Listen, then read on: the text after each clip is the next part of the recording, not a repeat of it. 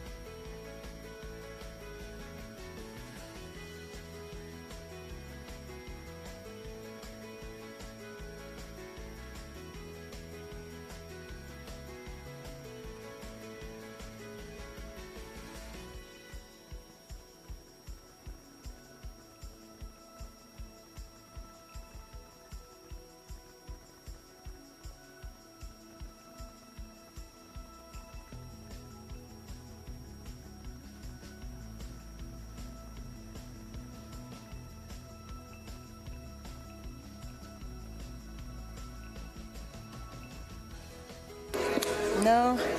Testing. Can you hear me? Okay. Good evening.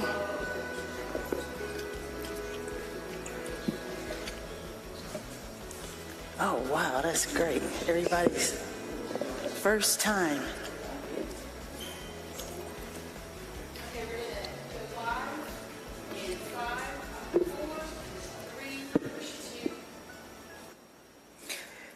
Good evening, everyone. Okay, we'll practice that again. Good evening, everyone. Thank you. My name's Dolores Kroll, and I have the pleasure of serving as the CEO Special Project Manager in DeKalb County.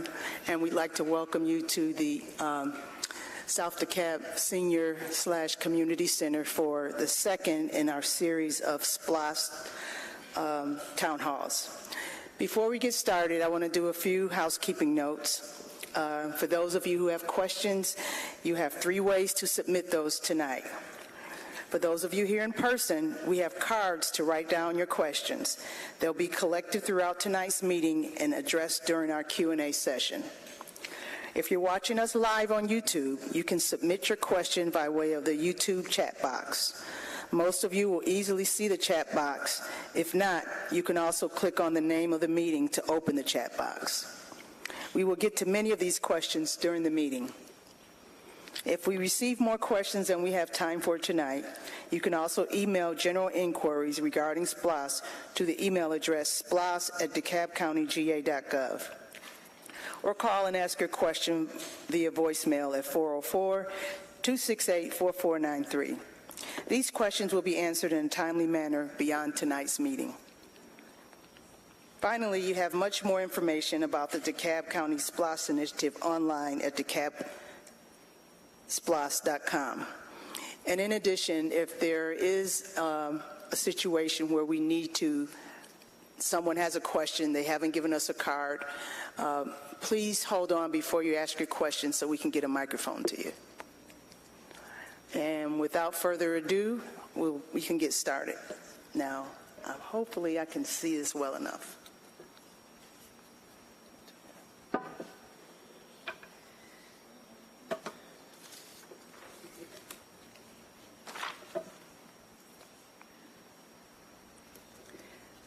There's a few housekeeping notes also that I wanted to add.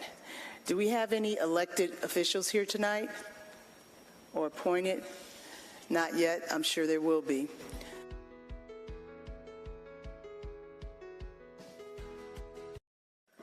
We'll start with the DeKalb County SPLOST vision. DeKalb County Special Purpose Local Option Sales Tax, and I'm sorry, I have to move over because I can't see, will support countywide capital outlay improvements that promote a high quality of life for all residents.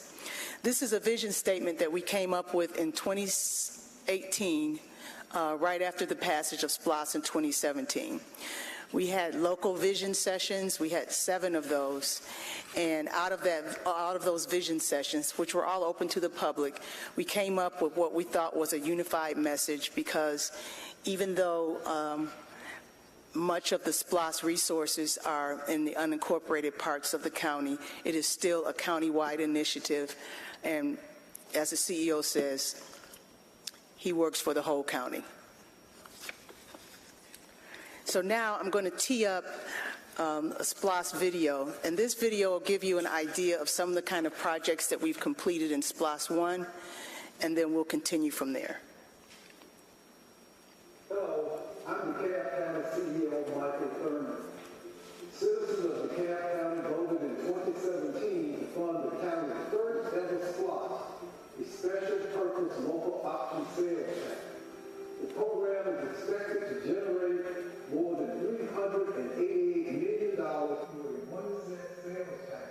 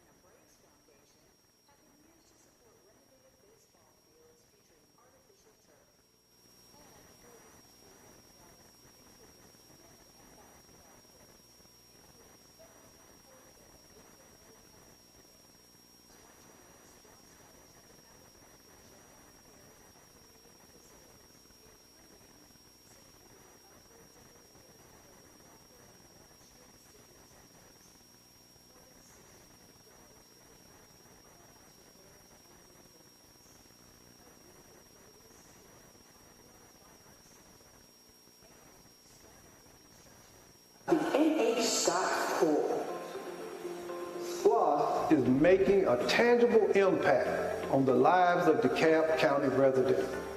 Thank you for this opportunity to showcase your pennies at work.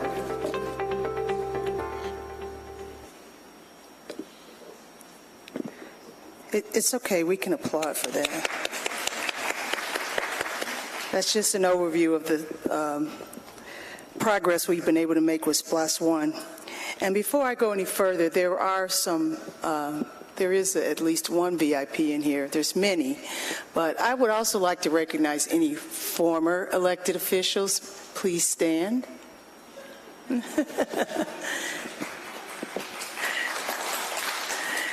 And a member of our SPLOST Oversight Group is here, Ms. Alice Bussey.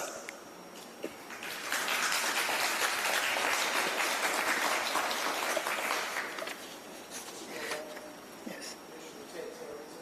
Oh, Commissioner Ted Terry, I didn't see you come in. Commissioner Ted Terry.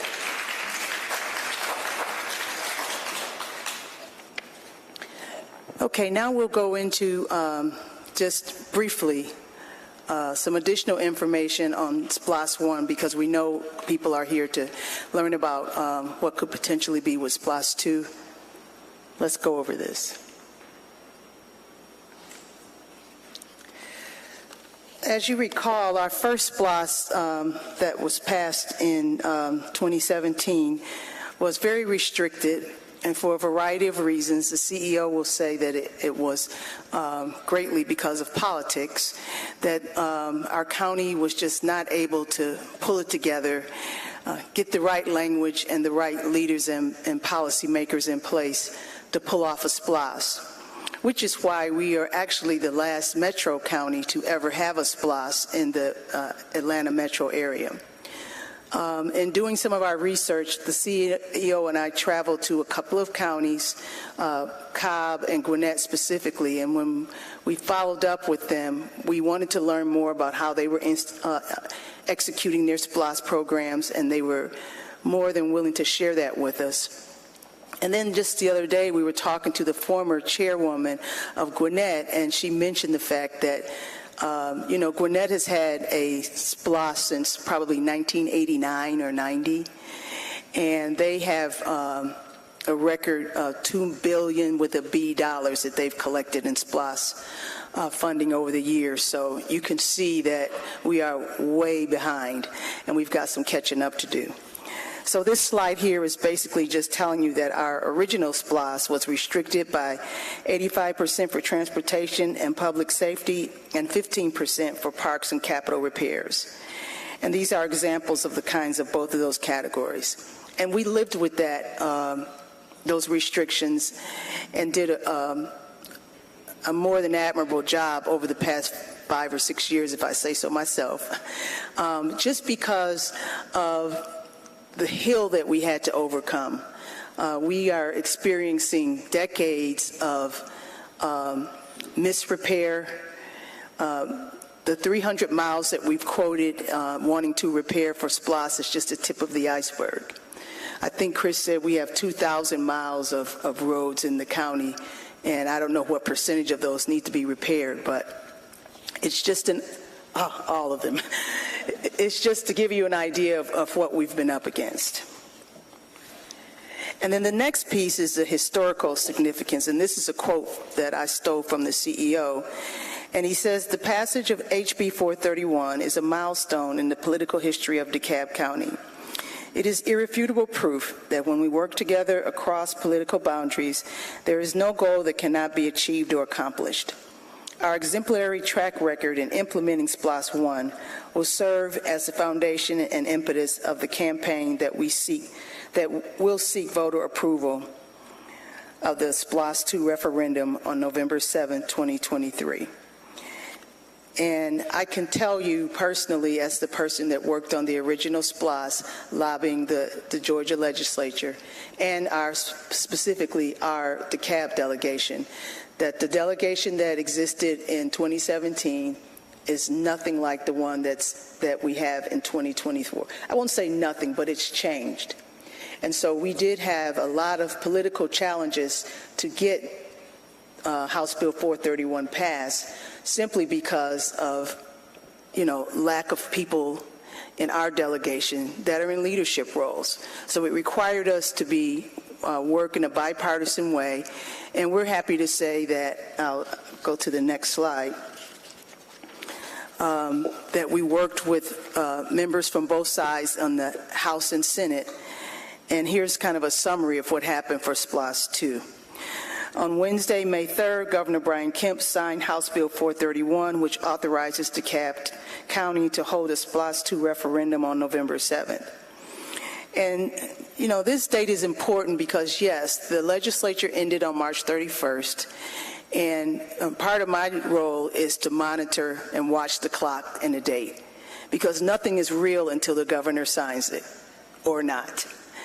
And so we were getting inquiries well into April asking what's the status, and we did not want to make any presumptive close and start talking about SPLOST 2 until the governor signed HB 431. The second is our legislative success would not have been possible without the unanimous support of Senator Kim Jackson, who's the Senate Chair, and Representative Carla Drenna, who chairs the House. And Representative Carla Drenna actually introduced the bill. The legislation earned overwhelming bipartisan support, and it was overwhelming to get 174 House members to 0. I have never seen that, and I've been lobbying down there for 27 years. And on the Senate side, we got 48-4 margins. So we did a more than respectable job in lobbying our legislators and convincing them that, the county DeKalb now is due the respect that it deserves. We've launched a campaign. It has been, nothing is perfect, but for a county that never had a SPLOST, I think we did pretty well. One of the other factors that helped in getting House Bill 431 passed was getting local leadership to sign off. So we worked hard with all of our commissioners to get a letter drafted to give to the folks in Senate and House leadership to support the moderations or the changes that we wanted to make to SPLOST 2. And then we went to your mayors, and they also signed off on a letter. And those two correspondence were critical in helping us convince leadership at the Capitol that DeKalb was ready, we were unified and ready to embark on a more robust SPLOST program. And I'm not going to read the last one because it's kind of like I'm patting myself on the back, but okay. We appreciate the government affairs and legal team, and they were one of my legal friends, I'll call him, Mr. Terry Phillips, you'll hear from later. They were all helpful, and while we were at the Capitol, giving us direction on what we needed to do. So, and if we would like, if anyone who would like a handout, we still have some of these. I recognize a few people. I think the red shirts are a giveaway, but if anyone here, if this is your first evening, we do have some of these because it could turn into an eye chart after a few more slides. Am I not touching it right?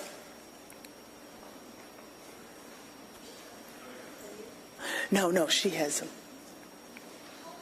Okay, and that's the one I just read. All right, so what's the process people ask about, SPLOST 2? What is the procedure that the county will take to decide what's qualified and what isn't?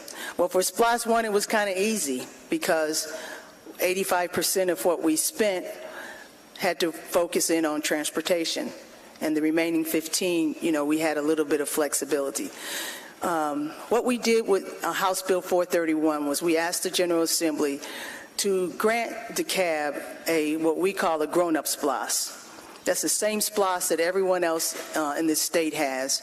They didn't have the restrictions that we had, and it allows us to do more investment in capital outlay and repairs and projects. So if you want to know what the difference is between Senate Bill 156, which was the original SPLOST, and this bill, there's one thing. We removed the restrictions. Everything else that was in that bill is still in there. And I know I toot this a lot, but one of the other key things in our bill, in House Bill 431 that was signed, was that we're the only county in the state that does provide exemptions for unprepared food and prescription drugs.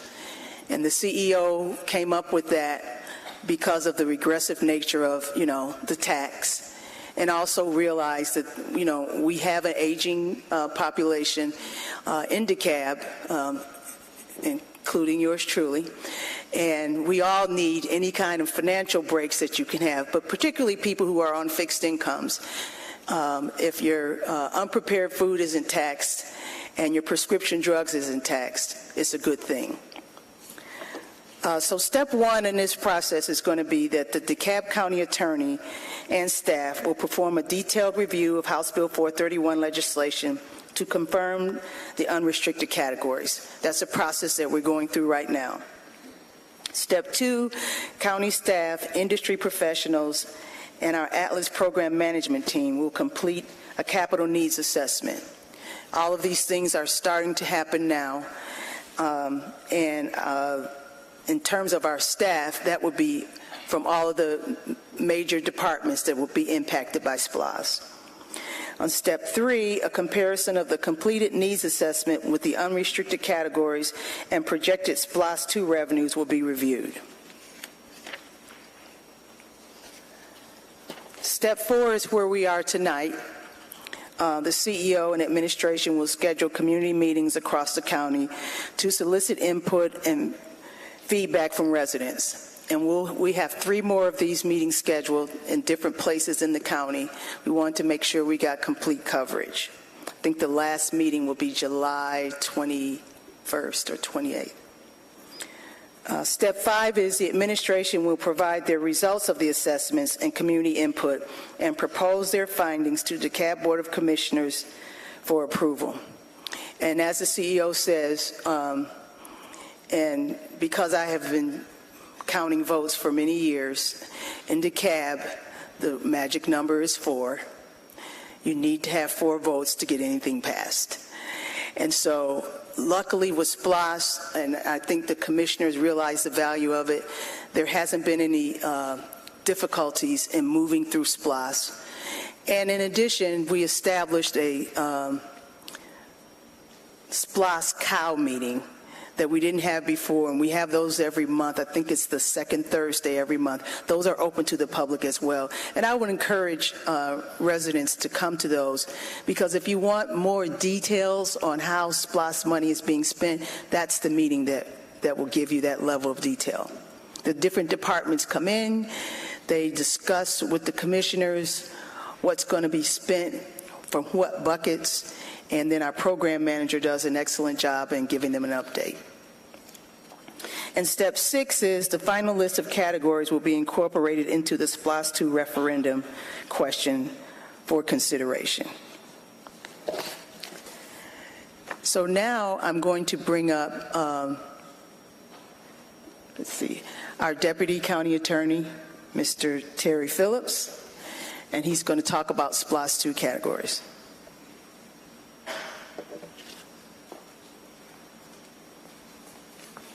Good evening, everyone.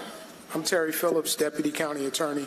I am going to read to you the list that is a summary of what comes in the statute that we will be allowed to use to guide how we spend our SPLOST funding. I'm going to add a little commentary as I read this.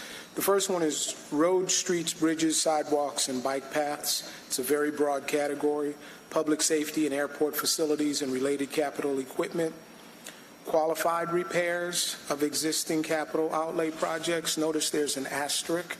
The note at the bottom simply says that the proposed qualified repairs will be reviewed on a case-by-case basis for compliance with law governing the use of SPLOST funds. Repairs have to be carefully analyzed to make sure we're in compliance with the law. The next one is cultural, recreational, and historic facilities. Then we have courthouse, administrative building, civic center, correctional/detention facilities, library, coliseum, solid waste, and recovered material processing facilities, the very broad category of stormwater, capital projects by county authority operated in conjunction with one or more cities, water and sewer projects, retirement of general obligation debt, voting capital equipment, which is a very broad category as well, transportation facilities for people or goods, including railroads and mass transit, qualified hospital or hospital facilities, any capital outlay project owned, operated, or administered by the state within DeKalb County, and finally, the broad general authorization for cities and the county to fund any capital outlay project. My commentary for you is these 14 categories are extremely broad. How you characterize the specific projects that will be identified later will dictate which of these broad categories they fit in. But I trust that the needs analysis that will be conducted will identify hundreds of millions of dollars of work that could be done within these broad categories. I think many of you heard this yesterday. For example, when we identify on the second bullet public safety as a broad category, perhaps an expansion to an animal shelter would fit a public safety project. It is obviously a broad category, and I only offer it not because it is something I could identify as an attorney. It is an example of how broad these categories are, and it can sometimes be missed when you simply look at the words on the page. Okay. Thank you, Ms. Kroll.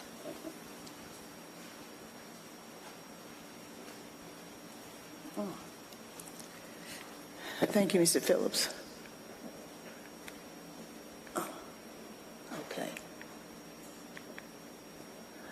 Okay, now we'll bring up our budget director, TJ Siegler, and he's going to talk about eHost, which is one of the things that actually the CEO is really, and the administration, the Board of Commissioners as well. This is one of the best parts of this whole referendum and legislation, because we're the only people in DeKalb is the only county that has an eHost. So we're able to save, keep your taxes low and your property values high. TJ.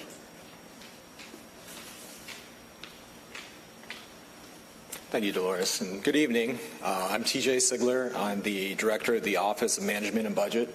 And tonight, I am here to talk a little bit about eHost. So eHost, if you're unaware, stands for the Equalized Homestead Option Sales Tax.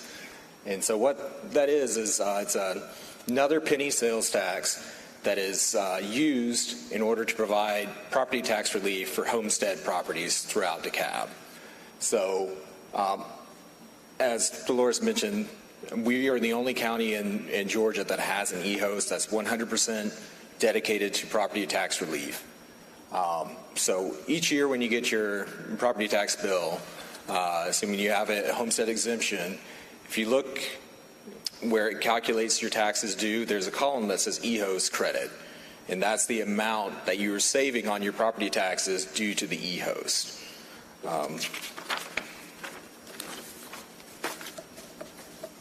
And as Dolores mentioned, this was approved alongside the SPLOST in 2017 with 71% of the vote. And since 2018, when it first went into effect, through last year, the total savings for homeowners from eHost has been $591 million. And then the current legislation to pass the SPLOST 2 did not change any of the provisions of the eHost. That first link on the page there is where you can go online to get some additional information about eHost. And then the link at the bottom is to the Tax Commissioner's website with information about how to apply for homestead exemptions. So just to reiterate, with eHost, anyone with a homestead exemption qualifies for the eHost credit as well. All right, and this final slide here is just showing the property tax savings by your home value. I won't go through all of them, but it starts for a home that was valued at $100,000 in 2022, the savings would have been just under about $300. If you're looking at a $250,000 house, that goes up to about $850, and then $500,000 is about $1,800. So it's a significant savings from what you would pay otherwise if eHost were not in effect. Thank you.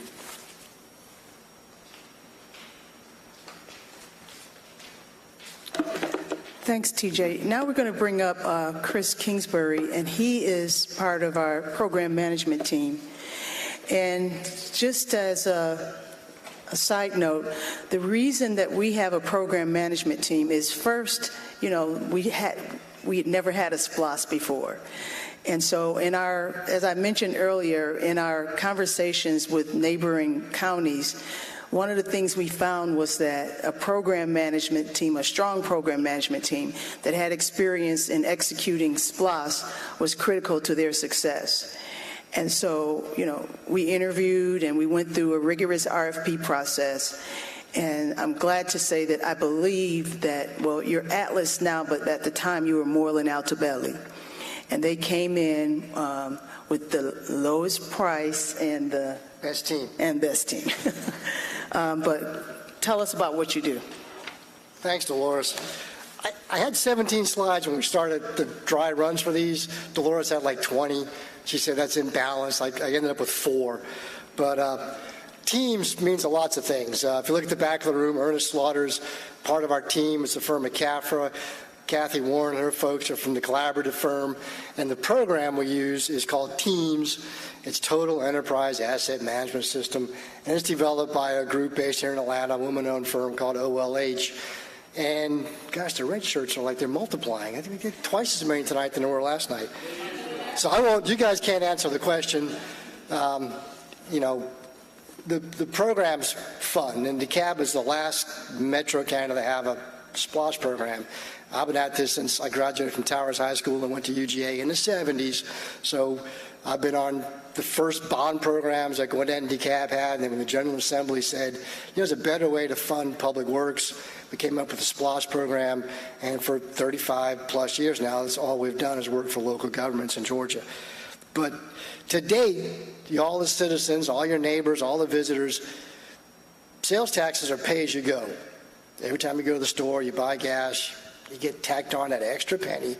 So from April 1st of 2018, when the first penny was collected, to the end of April 30th, that's the last check we got from the Department of Revenue, the county's gotten $344 million in round numbers, which is 344 billion pennies. And so someone said, well, how many pennies is that? So there's a penny's 3/4 of an inch, there's 16 pennies to the foot, 84,200 something pennies to the mile. If you took all the pennies, you know, all the dollars of collected, converted them to pennies, you circle the earth 16 times with some change left over. And we're not done yet. We'll probably get a little over $400 million by the time the last penny is collected on March 31st, 2024. So that's where we are today. Next slide, Dolores. Don't bother to read the fine print, but basically, we're here as a staff extension. Alice is from the library tonight. When counties have a SPLOST or a bond, it's a big slug of extra money. The staff is busy running the programs they run every day. Peggy Allen in transportation has to fix potholes. Chuck Ellis has to run the park system. Allison has to keep the libraries open. Chief Fulham's got to run the fire department. So we come on board as a staff extension to all the department heads, work for the CEO and the COO, and just step in and help write the RFPs, help just get the projects out to the bidders, get the projects built, and just make their lives simple. So that's what we do. And the software we use, it's complicated. Next slide, Dolores. You know, I got a little cartoon here, all kinds of little modules. But the big takeaways are There's over 140 individual active projects in the current SPLOST program. Every month it generates a report, 150, 160 pages, of every detail, when it started, who's responsible, how much money we've spent, how much money's left to be spent, are we on schedule, and so on and so forth. But most importantly, if y'all haven't been to the website, who's been to the county website? Need a show of hands. Oh, good. You guys don't count, red shirts. But click on the penny. We didn't bring the pennies tonight, Ernest. It takes you to a little map, and if you can see at the bottom corner of the slide in your handout, that's a live map. We update that information every day, sometimes maybe every other day, and it shows the status of the biggest part of the program is 40% of the money, $160 million, goes to resurfacing roads. Back in 2016, the county said, we're way behind. Before SPLOST, they could do 12, 15 miles of roads per year. This year, we've got 100 miles of active contracts. So by the time at the end of the program next spring, we should have resurfaced close to 300 miles of roads. That's 5, 6 times what the county could have done without SPLOST. But that little map is updated. It tells you the status of the projects in real time. And then finally, the last slide, Dolores, Ted Terry's staff, Ted himself, everybody that's an elected official and a department head every month gets this 150-page report. And feel free to call their offices, call us. We don't publish that on the web because it's so data intensive. But we do, the Citizens Oversight Committee meets 6 times a year, Dolores, on the 4th Thursday of the month, plus or minus. So I believe the next meeting scheduled for August. We didn't do one in June because of these town halls. And we present a little snapshot of the status of the program to the Citizens Oversight Group, and those reports are posted on the website. It can be kind of difficult to follow the links, but they're there. And again, at the end of the program, Kathy Warren or Dolores is going to remind you of the various ways to get in touch with us through emails and telephone numbers, and I think there's even a Facebook link. So that's what we do. Thanks.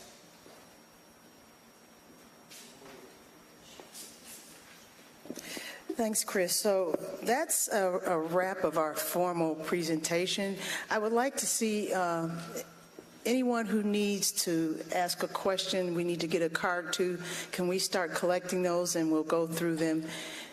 And also, so you know, we're also getting any questions we get from the chat.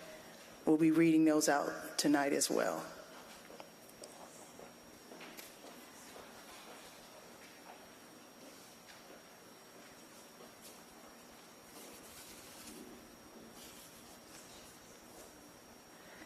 Okay, I'll start with the first one. This is addressed to the CEO. It says, CEO Thurman, last night we heard a complaint about the fumes from our county landfill. Our county landfill is also a popular dumping place for dogs by families who cannot access county services for their animals, hoping that they will find food.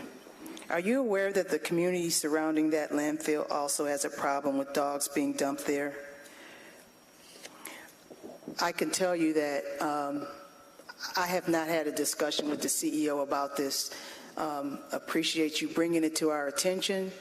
As you know, the CEO is a supporter of the animal shelter and an animal advocate. And I personally have 2 dogs, one of which I've had for 17 years. So I love animals and a cat. But to answer your question, no, I'm not aware of that. I will make sure that he is aware. And then we'll put the follow-up responses to these questions on the web and make them available to you. The next question is, are commissioners aware of overcrowded conditions at the new shelter? 600 pets now. Is DeKalb County considering expanding the shelter? If not, why? I believe, as the CEO stated last night, if we put it on the list, it's going to be assessed, and if it's qualified and it meets all of the legal requirements, then that would be something that would be up for discussion in terms of expanding the animal shelter. I don't think I would say anything different than what he has said last night. The next question is, a next door post about a neighbor who lets his dogs roam all the time, says animal control won't pick up because the shelter is full. Poster was afraid the animals could be dangerous. The police tell him to call animal control, and asking his neighbors politely has not worked. If the shelter cannot take them, what should someone like this do? I will say this about the animal shelter, and I'm not by no means an expert, but I do know that our public safety director, Mr. Lumpkin, it's a public safety issue as well. Dogs share the public just like we do. Cats share the public just like we do. And so these questions, again, are all being considered and will be taken into consideration when the assessments are done and really qualifying what the needs are. So please trust that your questions are valid, and they'll be considered when the qualifications are done. Thank you. The next question is, why is DeKalb County not concerned about our homeless people as they are about dogs? Our Human Services Director, Damon Scott, isn't here, but I can assure you that the county is very concerned about our homeless population. And one of the examples I can give you is that when we first were consumed by COVID, one of the first things that the Board of Commissioners and the CEO said, well, what about our homeless folks? Because that's a population that's sometimes forgotten, especially in crisis. And we made it a priority during that crisis, and we learned from that crisis to make sure that available resources were there to support people who are homeless and give them access to the resources that they need. During COVID, we actually opened up and secured hotel rooms for hundreds of people to go. We advertised it, and those facilities were, for the most part, full. And one of the things we learned about that whole experience, as I'm sure everybody here, you've learned something from COVID. It may not be nice, and it may not be the greatest, but we've all learned something from COVID. And that is one of the takeaways between that and the connection it has with the Community Service Board and mental health and just promoting poverty awareness. And one of the other things we also started and we continue to do past the COVID piece was we've delivered, I think, 5,000 pounds of food we give out once a month. And we did it during COVID, and the CEOs and the Board of Commissioners still support doing that every month. It's one on Saturday. The next question is, what is the basis of project prioritization? How is this method measured? We're at a point now where our legal department and our department heads are still, this is all fresh to us because we've never had a scenario where we have lots of categories to choose from. I can tell you that part of the prioritization is you look to see where the greatest needs are, just in the same way we did with our streets. We looked at the worst roads. We used GDOT ratings, and also we used information from Chris and his team. And that is where we attack first. It's kind of like, why do people rob banks? Because that's where the money is, and that's what we do. And we will continue doing the prioritization the same way. Wherever the greatest need is, if it fits the qualifications and it makes sense, the public has supported it, that's how we'll prioritize. The next question has got to be for somebody else to answer. Okay. Monica Wood. What category of the 14 County Attorney Phillips mentioned would air quality, specifically the landfill in South DeKalb, fall under? Do you have an answer for that yet? So of the 14, Ms. Wood wants to know, air quality, would that fall under any of those? Okay. It would depend on exactly what's happening to address air quality. That would dictate which category it would go in, and if it fit any of the categories at all. But the analysis has to be precise in terms of exactly what's happening. Air quality generally could include a variety of things. So we'd have to take a look at what we were doing with air quality to see if it could be funded with SPLOST, and then we would deal with it on a case-by-case basis for each project. Thanks, Mr. Phillips. Here's the next one. How has the SPLOST 1 been used to move the master active living plan of the Gresham Road study area? I don't know that there has been, and we probably would need someone from the Sustainability and Planning Department to address that specific plan. And so the best I can tell you is I don't know. But we will find out and we will post it. I'm not familiar with that specific plan. The next one is, how will SPLOST be used to move this plan forward? That's part of that one. And how can the SPLOST 2 be used to protect the forest in this area? Yeah, these are all questions about a specific master plan that we probably will have to research and get with our planning and sustainability group to answer. This question, CEO Thurman, in 2017, DeKalb County passed a no-kill resolution for its animal shelter. It also built a new shelter to replace a building that was dangerous to both people and animals. However, the county did not, as requested, build a shelter to account for population growth or the no-kill resolution. Since 2017, the number of families owning dogs has increased by over 600, making it impossible for the county to keep up with requested animal control services. In addition, the county elected not to provide critical outreach efforts geared towards helping keep people and their pets together. How will the county address this community service and public safety issue? We probably will respond to the issues with the animal shelter and the public health concerns in a very robust way. I don't have a strategy that unless perhaps Commissioner Terry has one that the Board of Commissioners has discussed, but in this form, I wouldn't be able to give you an answer on what the strategy would be. But just know that, again, both the commissioners, the administration, and the Board of Commissioners take seriously the concerns of the folks from the animal shelters and in the general population. If you're not even associated with the animal shelter, your pet owners. It's important, and we appreciate the concern, and we'll start responding to you in a robust way. Do you have any more?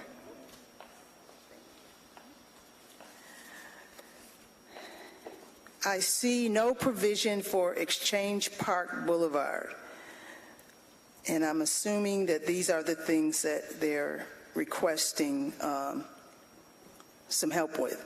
Wheelchair ramps in the rear, ADA compliant, deep potholes in the rear, repaving and striping of back lot, sidewalks along Flat Shoals Parkway, status. So let me look at the first ones, wheelchair ramps and rear ADA.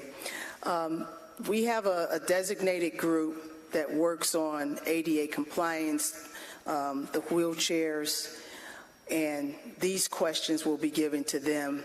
And it's also part of a larger question about what's qualified and what isn't. I'm not sure if, and I don't know if Chris can answer this for me, just in terms of what we've done already with SPLOST 1. Have we done any work on ADA compliance and buildings?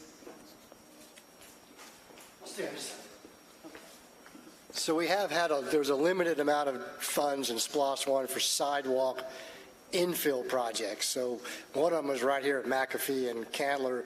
There were some missing pieces, and we used SPLOST dollars to fill in the gaps, and there's a new section of sidewalk under construction at McAfee down by the lake, which uses SPLOST dollars. The trick with SPLOST is repairs of existing facilities are not eligible. It has to be a new build with a 10-year plus lifespan. So we can build a new sidewalk, we can't fix an old one. That's a quirk of state law. That's why they're called capital projects. And I will jump ahead. Flat Shoals is a state route, and the county last year got a congressional earmark to use federal dollars to do the design for the sidewalks to meet GDOT standards. So that work will get let this year, and it'll go to a contractor probably next year, and maybe by 2025 we'd see the construction of the Flat Shoals sidewalks.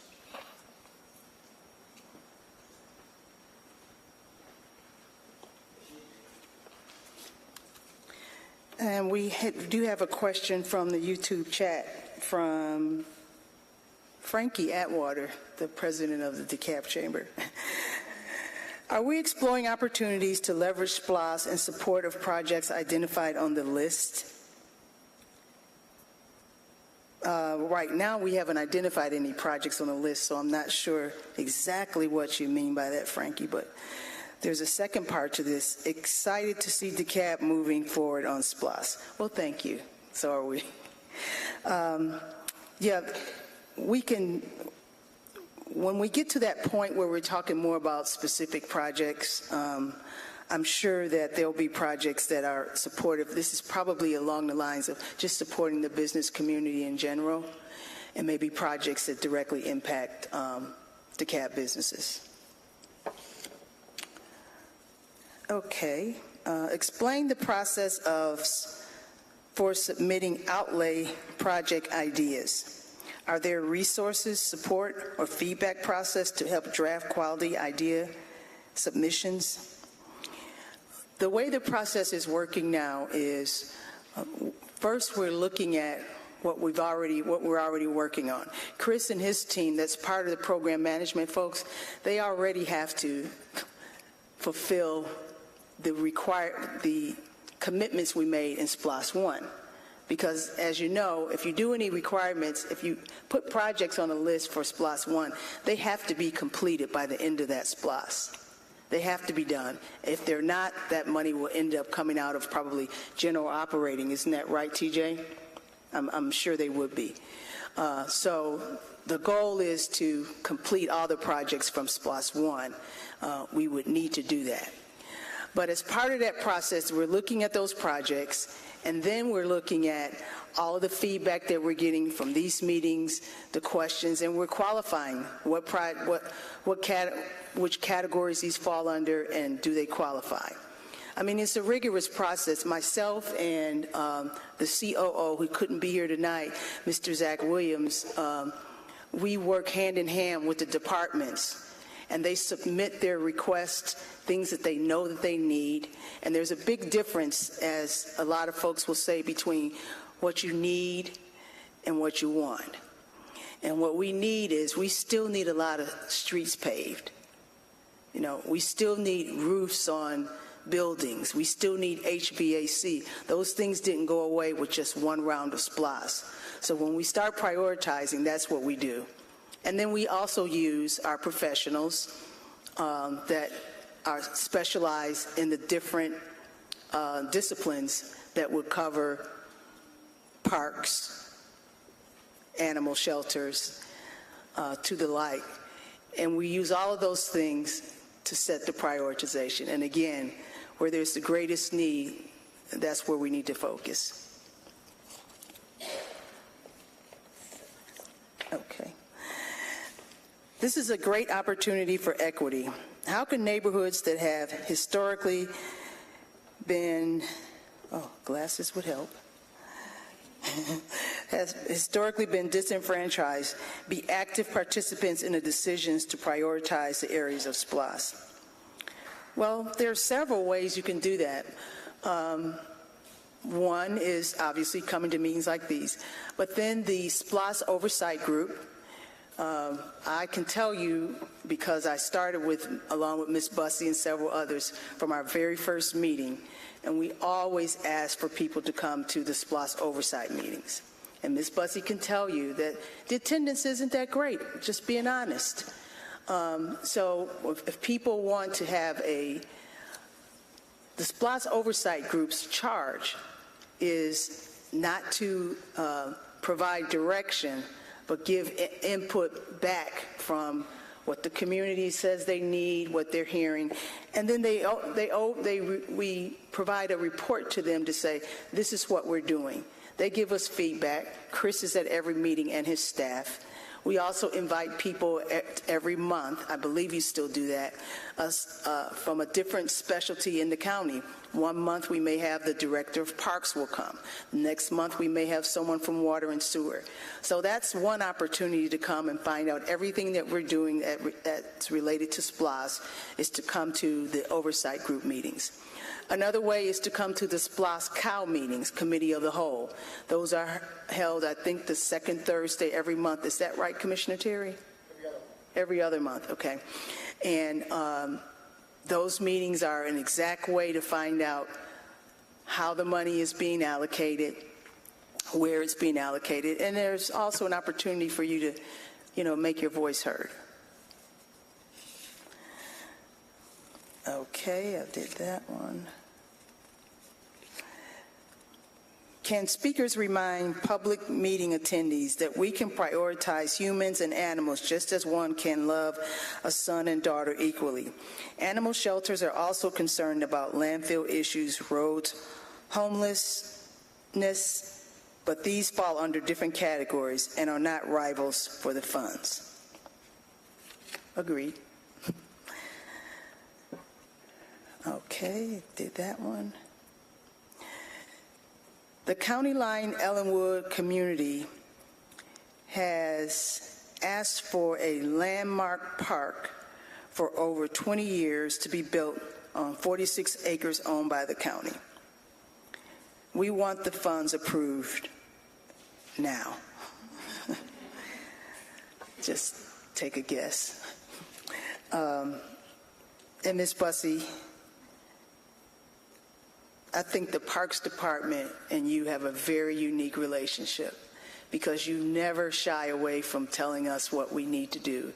And I think Chuck Ellis, our Parks Director, one of the reasons that we hired Chuck was because of his experience, not so much in Georgia, obviously, because he came from an area in Florida, I believe, where he worked a lot on sustainability, building things like a landmark park and generational parks.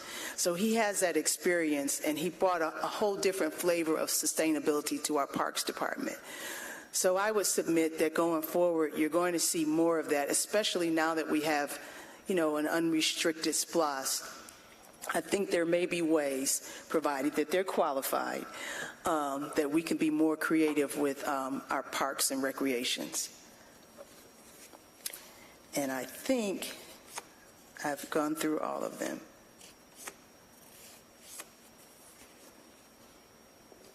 That is it. Any other questions?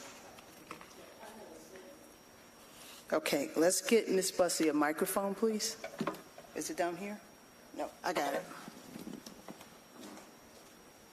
Last night they yelled at me. Hello? Can you hear it? Thank you. You're doing a great job. I'm Dr. Alice White Bussey.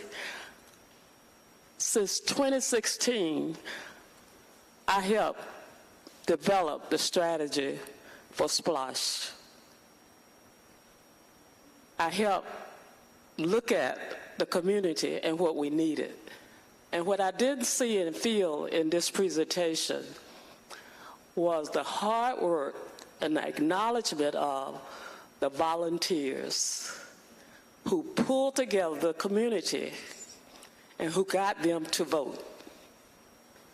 We would not have had a 71% mandate of that vote if it had not been for those who worked in unincorporated DeKalb County to make it happen, because there was not the support broadly for SPLOST, including the Board of Commissioners. So we talk politics, but we're talking about the human condition that we are in our quarters and we in our communities, and we have a lack of understanding broadly of our needs. The criteria for the selection of the projects, or the areas that came from the community, was 6. And the first one was safety. The second, the quality of life for seniors that I have not heard a whole lot about because they built the community and they still live there. They suffer from that landfill and the air and a lot. We had the studies done, and there has been an increase in asthma and deaths from that landfill.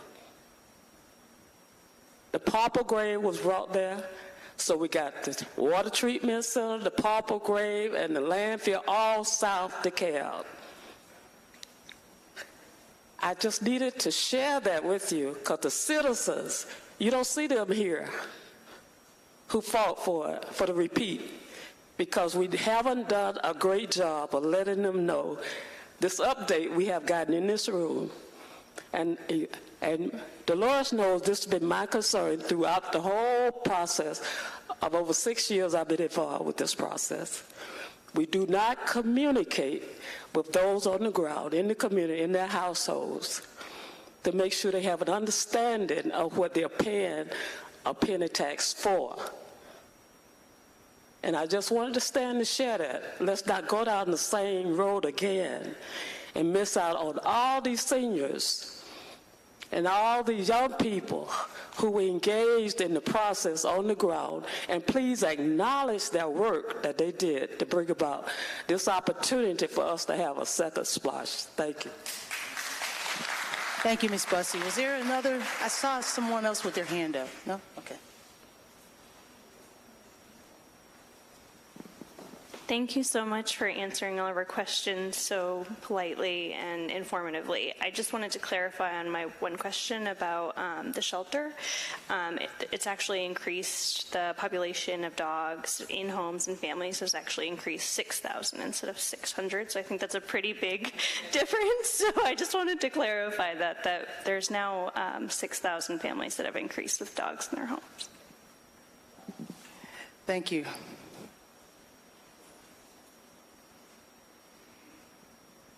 Hi, thank you again. This has been a great presentation. I just wanted to ask a follow-up question in terms of the meetings, the SPLOST meetings that you mentioned. Is there anywhere we could find the time and dates of those, the oversight meeting and the CAL meeting, I think you said? Sure. I think what we'll do is, because we're going to put this presentation up online, we're going to include the SPLOST CAL dates. Don't you think that would be? Let me also introduce Sharon Baker. She works with the SPLOST group, so we can put that on there, right? If you go to the DeKalb SPLOST website, click on Citizen Oversight Group, it'll take you to a list of their meetings, and the next one is August the 24th at 6:30. And then she was talking, I think you were talking about the cows. Yeah, okay. Right. Well, what we'll do is we'll clarify, we'll update the website with that, and then for future presentations, we'll just add that information. Gotcha. Thank you, Dolores. Good afternoon, evening, everyone. Commissioner Terry. There was a question earlier about how we handle what we're seeing an increase in unhoused and mental health conditions in our homeless population in the county. And I had the opportunity, thanks to the CEO's appointment of myself to the DeKalb Community Service Board, which is our state and local county mental health agency.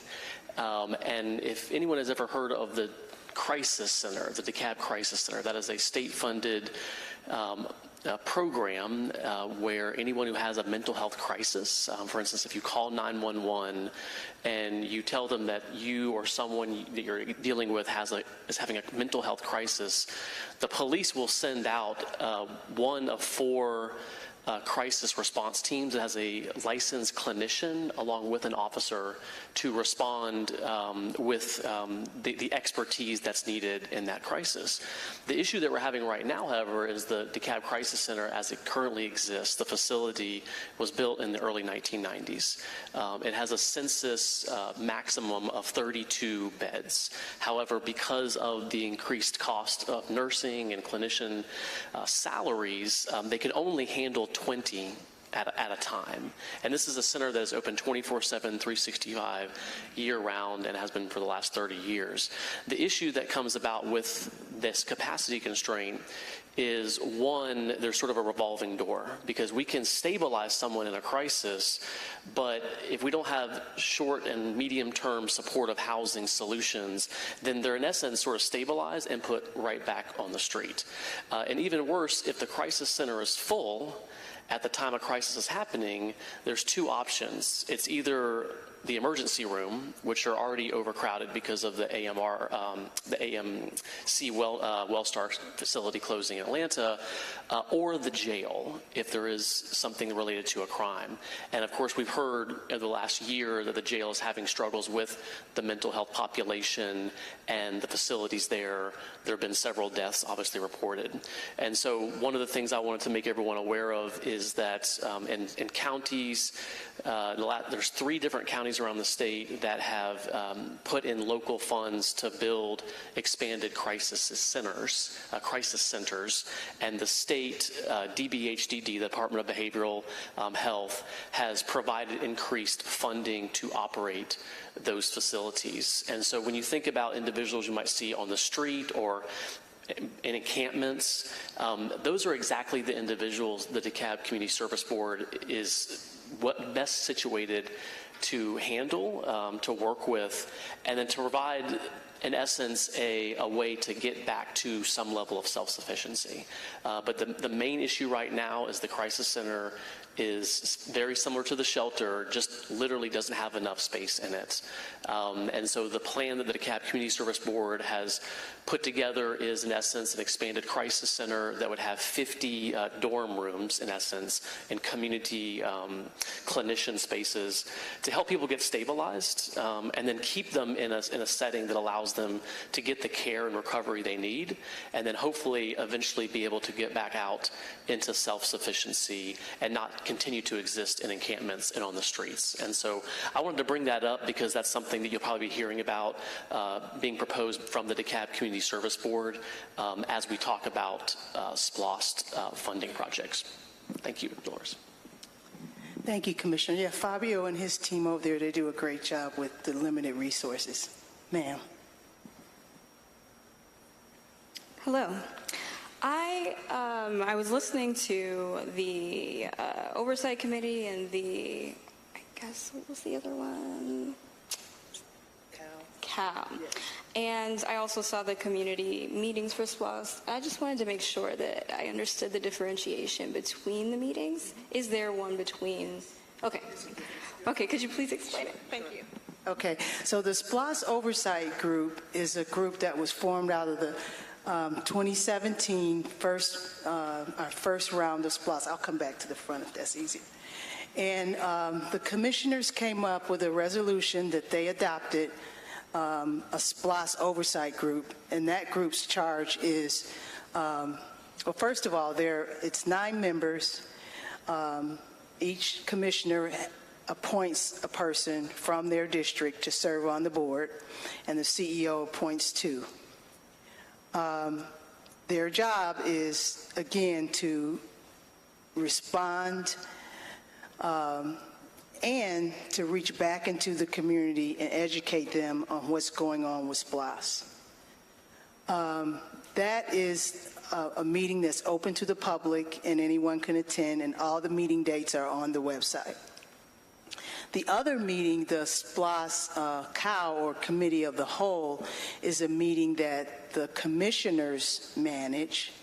And at that meeting, members like Chris and some of our staff, they come in and give more detailed reports on the progress that they're making in SPLOST. They'll talk about proposed projects, what's in the pipeline. And, you know, they pretty much get grilled. Chris can tell you. They pretty much get grilled, which they should be, on numbers, progress, and next steps. And so that's the difference between the two. But I will say at the oversight meetings, we do have, you know, commissioners do attend those from time to time. They don't serve on that board. But one of the things we did early on with the oversight group was we decided that it would be good to have a person from the administration and the staff attend each meeting and speak about what they do. We had people from every department really that's related to SPLOST come and speak. Yes, ma'am. State your name for the public, please. Yes, thank you for the recognition earlier. My name is Deborah Jackson. I'm the former mayor of Lithonia, Georgia. And I'm happy to say that I was serving as mayor when the first SPLOST went through. And so as one of the representatives of the cities in the county, we were very pleased to help support that initiative to make it happen. And so even though I'm no longer in office as mayor, but I am currently a member of the Board of Trustees for the library. And so I wanted to lift up the libraries in support and hope that they will get serious consideration as part of SPLOST 2. They played a dynamic role during the pandemic in terms of being a resource, an asset to the community. So whatever the criteria is going to be, we hope that libraries will be high on that list, because that's an important component in terms of economic development, community service for our communities. Thank you. Thank you. Yeah, you can give that a round of applause. That was great. So we'll wrap up, but I will say also, just not in response, but just in recognition of something that Ms. Bussey said. When we started the 2017, putting together what was going to be in the bill, one of the things we did was use the data that Ms. Bussey is referring to from 2016. The county had done a survey, the previous CEO, and it was done by Georgia State University. And when the survey came back, the numbers and the concerns just pretty much lined up with exactly with our first SPLOST, even though it was restricted. I think it was close to 70% of people said roads, and the remaining said public safety and maybe senior centers. So the fact that we were restricted the first time actually could have been a good thing, because it aligned us with actually what the people were saying, because it was a direct response from those surveys we received. And so we anticipate, you know, this one being just as big or better. And if that's it, thank you all for coming, and we'll update the website with some questions and have a safe drive home. Bye.